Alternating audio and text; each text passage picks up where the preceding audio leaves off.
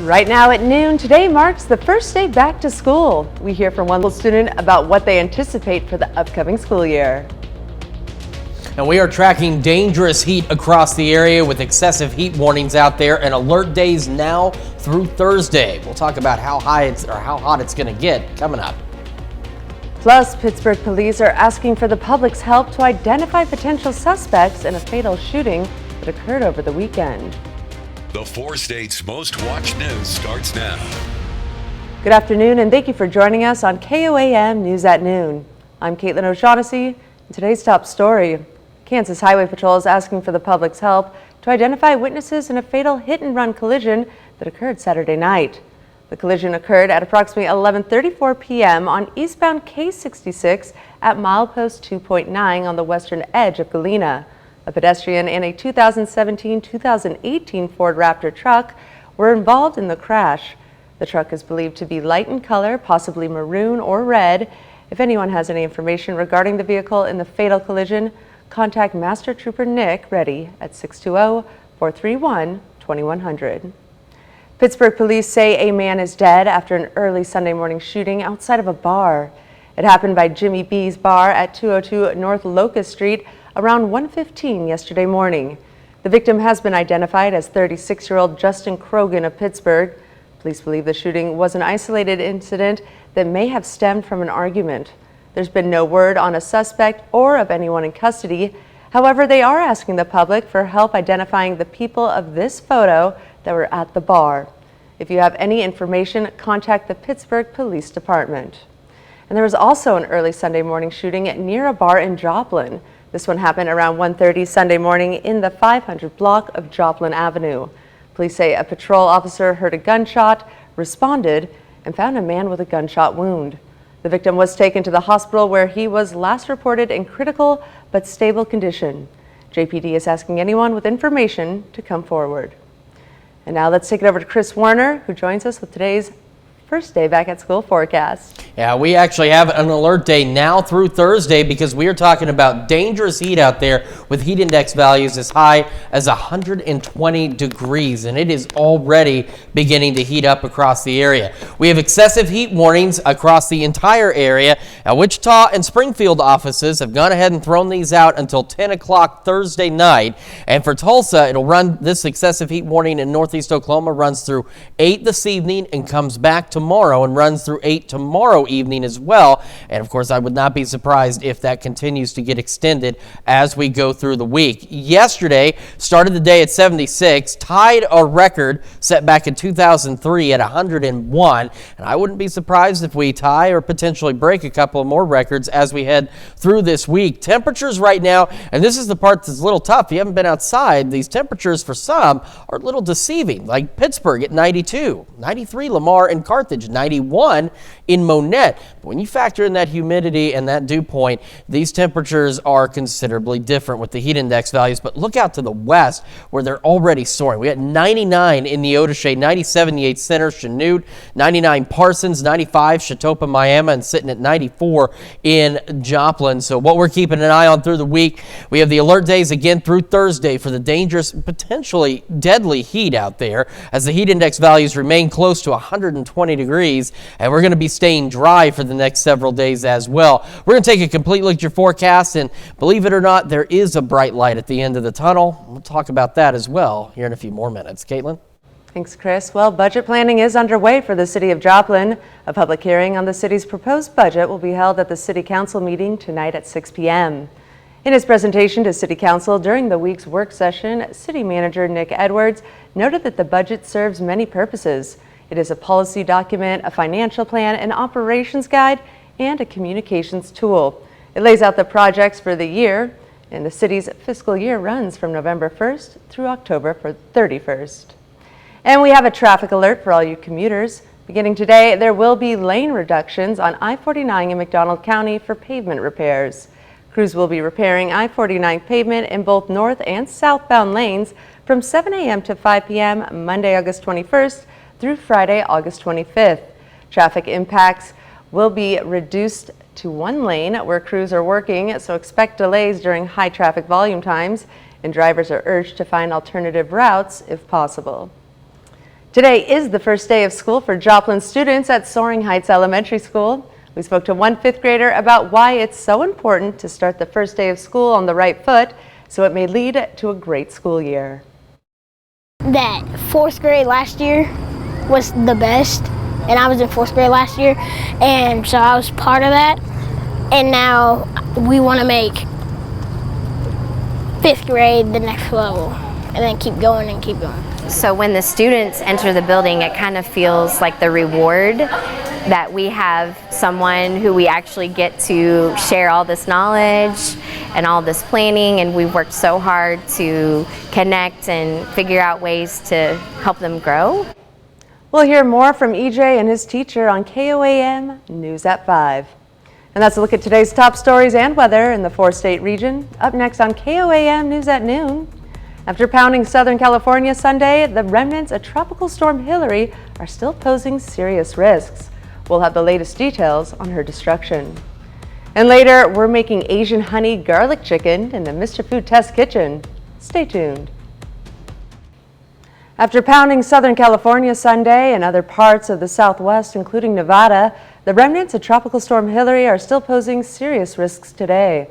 Forecasters warn more flash flooding as well as mud and rock slides are possible. Max Darrow reports from Las Vegas. As dawn broke in Palm Springs, California Monday, residents woke up to floodwaters rushing through roads after Hillary dumped half of the city's annual rainfall in just a few hours. The first tropical storm to hit Southern California in more than 80 years brought lashing winds and heavy rainfall to a region much more accustomed to drought. As the floodwaters rose quickly in Victorville, California, Juan Pfeiffer and his mother decided to leave for higher ground.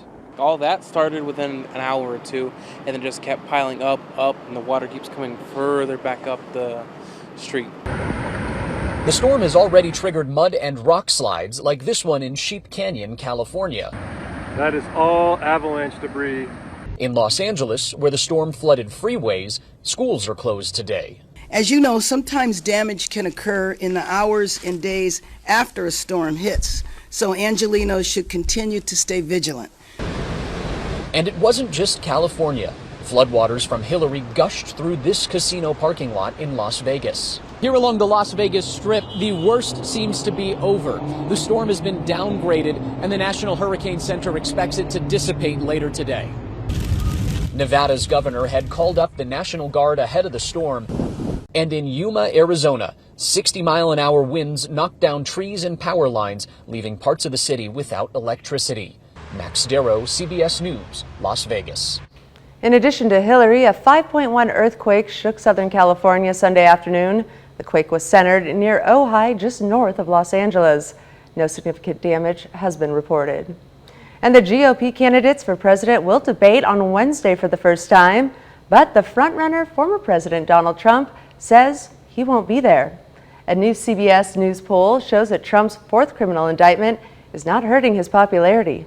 CBS News correspondent Wendy Gillette has the details from New York.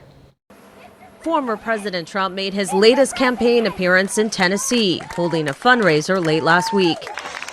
He won't be joining the other GOP candidates at the first Republican primary debate in Milwaukee, saying he'll instead release a taped interview with former Fox News host Tucker Carlson. Republican contender Chris Christie dismissed the news. I have no concerns. Whether he's there or not, I'll be just fine. A new CBS News poll shows likely Republican primary voters don't want to hear criticism about the frontrunner at the debate. More than 90% said they want to hear candidates make the case for themselves. Only 9% want them to make the case against Trump. The poll also shows Trump gaining support after his fourth criminal indictment in Georgia. More than 60% would vote for him today versus 16% for the closest contender, Ron DeSantis. The rest of the candidates only registered single digits. Please welcome. Despite that show of support, Asa Hutchinson made this prediction in Iowa Saturday. You're going to be the first state that moves away from Donald Trump. Other candidates are keeping the spotlight on Trump's legal cases. I think that these indictments are a disaster for the country. I think they set a dangerous precedent for the ruling party to use police force in the middle of an election against political opponents. Trump has until Friday to surrender in Georgia for alleged meddling in the 2020 election. Wendy Gillette, CBS News. Still to come on KOAM News at Noon, we see what's cooking with Mr. Food. But first, we are continuing with the dangerous heat this week. We'll talk about that forecast and when we might see some relief when we come back. Welcome back to the KOAM News at Noon. So as we mentioned, we've got alert days now through Thursday, and that is for the dangerous heat that we're going to see. And this you got to take it seriously. We're not just messing around with saying dangerous heat. We're talking dangerous, potentially deadly heat. Let's talk about all that right now on this alert day Monday. We have the excessive heat warnings. Quick recap: Southeast Kansas, Northeast Oklahoma, Southeast Kansas, Southwest Missouri. These run until 10 o'clock Thursday. The National Weather Service offices in both areas have just gone ahead and just said this is going to stick around. In Northeast Oklahoma, Tulsa office has it running through 8 p.m. this evening. It'll resume again tomorrow and run until 8 p.m. Tuesday. And then again, odds are they're going to continue to extend it as we head through the next several days. So let's talk about this heat and what we're talking about. This is it. I mean, this is the core right here. We have sunny skies, no clouds out there, at least not from this particular view here at 7th and Rangeline, and I haven't seen any on any of our other cameras as well. We're sitting at 94. That's the deceiving side if you haven't been outside. The temperature, yeah, it's hot, but it's not too terribly far above normal for this time of year. It's this that's killing us. The heat index right now in Joplin is 111. 111 at the noon hour. And that is because of this. Our dew point is 79 with a humidity of 62% and only a light north breeze out there. So let's take a look in Pittsburgh. And believe it or not, it's a little worse in terms of the dew point and humidity. Pittsburgh's only at 92. That's like a degree above normal. But the heat index is 114 with a dew point of 82. And humidity of 70%. Now, we're used to seeing dew points as high as 74, maybe 75, but we have a dew point in Pittsburgh of 82. Temperatures around the area, it is hotter to the west, which means the impact on the heat index is even greater. We've got 97 Yates Center, 99 Neodesha Parsons, 97 in Chanute, and it's just 12:16. We haven't even reached peak heating of the day. 95 in Fort Scott, 93 Iola, 95 Chatopa, Miami, 93 Neosho, 93 Carthage, Lamar. Now let's take a look at the dew points, and this is what we're talking about. They are at absolutely miserable levels. We have low 80s for the majority of our northern counties, and we're in the mid to upper 70s on dew points and some low 80s even back into northeastern Oklahoma. So this is what I'm talking about. We're used to seeing maybe up to 75. We are well beyond soupy out there. We are absolutely miserable. And look at this heat index map. This is what we're being serious. This is very dangerous heat. And again, for some groups, potentially deadly if you're out there too long. Feels like 116 in Yates Center, 114 in Neodesha, feels like 118 in Nevada and Stockton, 109 Carthage, and 108 Mount Vernon, so a little bit better, but that's still dangerous. 110 Commerce, 110 Chatopa. And then we look at what it's going to be like down the road. We go later into the evening, we see a lot more into the 110s near 120. For heat index values. Even at midnight, heat index values still in the low to mid 90s. And as we head into our Tuesday, heat index values once again 115 to 120 out there. And by Wednesday, no real relief there either. Still, heat index values into the 110s across the area. And that's why we have alert days all the way through Thursday. With the triple-digit temperatures, heat index values easily pushing 120 out there. Watching Friday, still looking to be hot. And then Saturday, Sunday, that's where we finally see some relief. We have some scattered thunderstorm chances Saturday and Sunday evening. And then on top of that, as we go into the weekend and next week, those temperatures finally come down into the upper 80s and lower 90s. So we will get relief. But the problem is we have got, again, the very dangerous, potentially deadly heat across the area as we head through this week ahead. So you've got to take this seriously. Absolutely. We mentioned it during the morning show. Schools recess right now this week, not a good idea to let those kids outside. It is too dangerous out there. Thanks, Chris. Well, stick around. We're making Asian honey garlic chicken in the Mr. Food Test Kitchen. We'll be right back. It's time now to check in with Howard and the Mr. Food Kitchen staff. Today he's making an easy chicken recipe with the dynamic flavor duo of honey and garlic. It's called Asian honey garlic chicken. Take a look. Lemon and lime. Brown sugar and bacon. Mint and raspberry. When it comes to cooking, there are certain flavors that make the perfect couple. An obvious one is Kelly's favorite, peanut butter and chocolate. Another combo that's really popular right now is garlic and honey. Believe it or not, the bold taste of fresh garlic complements the mellow sweetness of honey. Today, we're going to show you how you can turn this combo into a mouth-watering main dish. We start by seasoning some flour with salt, pepper, ginger, and a touch of ground red pepper. Then we coat some chicken breasts that we've already flattened with the flour mixture before dipping them in beaten egg. Now we saute these sort of like we would if we were making chicken francais. While these cook, we combine some butter with a generous amount of honey, some soy sauce,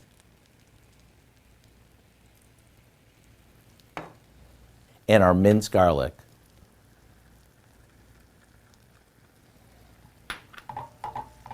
Once the chicken is cooked through and golden, we drizzle it with our sweet and savory sauce.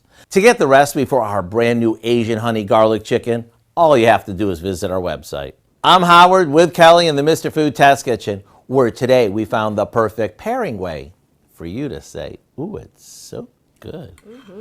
We paired garlic and honey. To find this recipe, along with many others, just head over to our website at KOAMnewsnow.com and click on Mr. Food. And now here's a look at the 4-state market prices.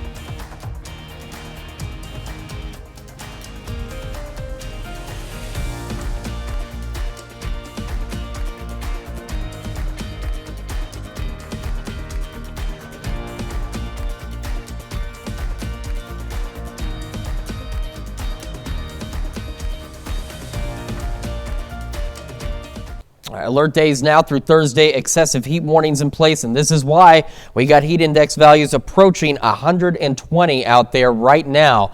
We'll have triple digits all the way through Thursday, watching the heat on Friday, and then some relief finally arrives by this weekend. But again, this week, you've got to be taking precautions, and in all honesty, stay inside if you can. It is too hot. All right. Not the best start for the school day, but hopefully later on in the week they can actually enjoy their recess. Well, Dal, what do you have going on for us this evening? Well, a lot of five. For starters, President Biden and the First Lady are set to visit Maui today to get a first-hand look at the massive destruction caused by the wildfires. Residents there are still struggling to move on as crews search for hundreds of people still missing.